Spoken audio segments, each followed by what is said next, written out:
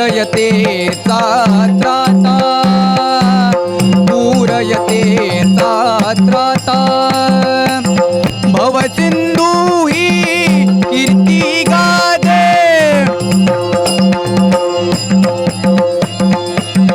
भवसिंधू ही कीर्ती गादे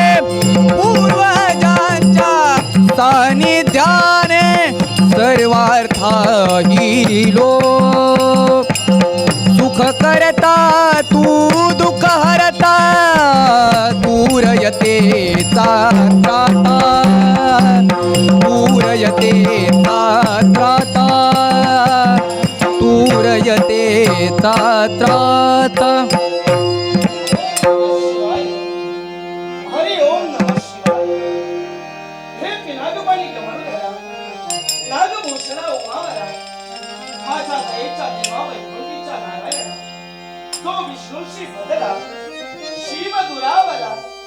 अघा पात केला दयावली हरी हर एका विरागीचा विष्णूचे उदय शिव आणि शिवस्य उदय विष्णू होय उभय देवताला नतमस्तक झाल्यापासून या माझ्या प्रेमाने शिवाचा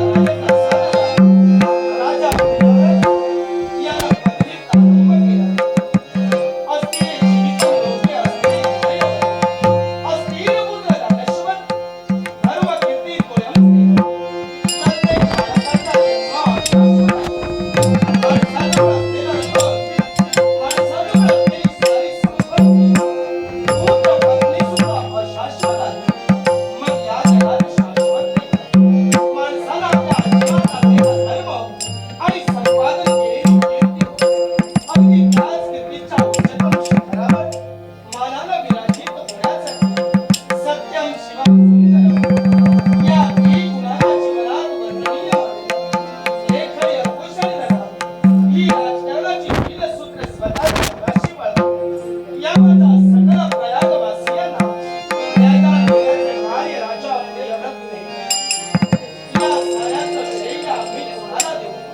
तर ज्या माझ्या आईनं अगदी हळ्या मांसा रक्ताचा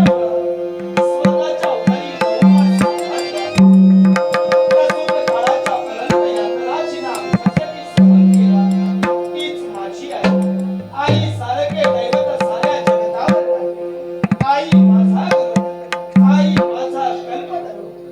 विद्येचा सागर व आई माझी मृत्यूनंतर पाप पुण्याची गणनागदी निराशाजनक होईल मेल्यानंतर जरी आम्हाला नरकात जावं लागलं तरी त्याचं दुःख मला कधीच वाटणार नाही कारण जन्माला येण्यापूर्वी 9 महिन्यांचा कालावधी गेलाय तो स्वर्गात आणि तोच 9 महिन्यांचा स्वर्ग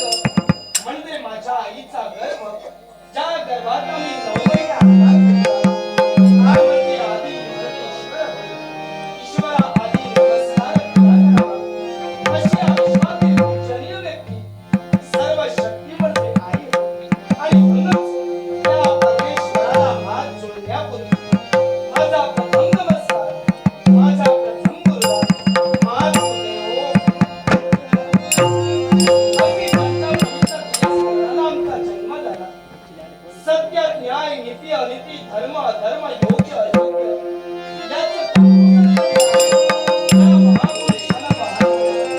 तोच महापुरुष म्हणजे आमची जन्मदाती पितृदेवता होय. आई नंतर माझा दुसरा नमस्कार माझ्या पूज्य पितृदेवतेला पितृदेव ओम धनम दिव्यान्यस्य ज्ञानान्ययाश्रमे चक्षुतान्यमिलितमेनं तस्मै श्री गुरवे नमः ज्या गुरुमाऊलीचा सानिध्यात तत्पर मानावर शपथ गुरु माऊलीनं पूर्णत्वाचा आशीर्वादही दिला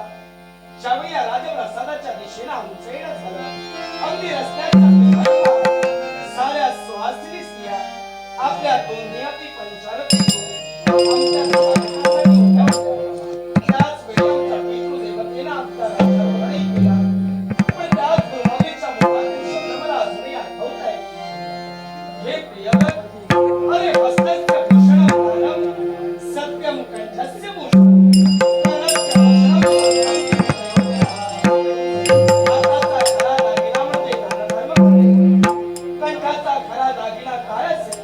तर तर नेहमी सत्य बोलणे आणि धर्माचा खरा तर शास्त्र श्रवण करणे हे दागिने ज्या माणसाजवळ आहे त्याच्यासारखा जगात श्रीमंत कोणीही नाही. कारण धनाच्या श्रीमंतीपेक्षा मनाची श्रीमंती फार महत्त्वाची आहे. कारण कोणीचा महाभारताला म्हणलेला आहे, न जायते वा भेदते भूत्वा भवित्वा वा न भूया अजोनित्य शाश्वत कोयम पुराणम न हन्यते हन्य मारे शरीरे. कोणत्याही काळी माणसाच्या आत्म्याचा जन्म नाही, भविष्यात तो जन्माला येईल अशातला एक प्रकार नाही.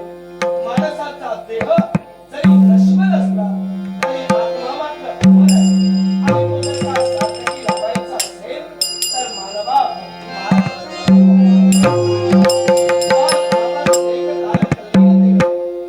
वैकुंठीच्या नारायणाची आम्ही भक्ती केली.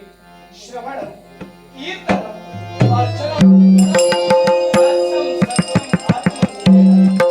अशा नवविधा भक्तीची सांगड घालून या प्रयाग क्षेत्रात एक सत्य आणि देवाचा आशीर्वादाचे कृपा भेट करा. आशीर्वादाचे कृपा भेट करा. सदैव माझ्या पाठीशी असो, सदैव पाठीशी.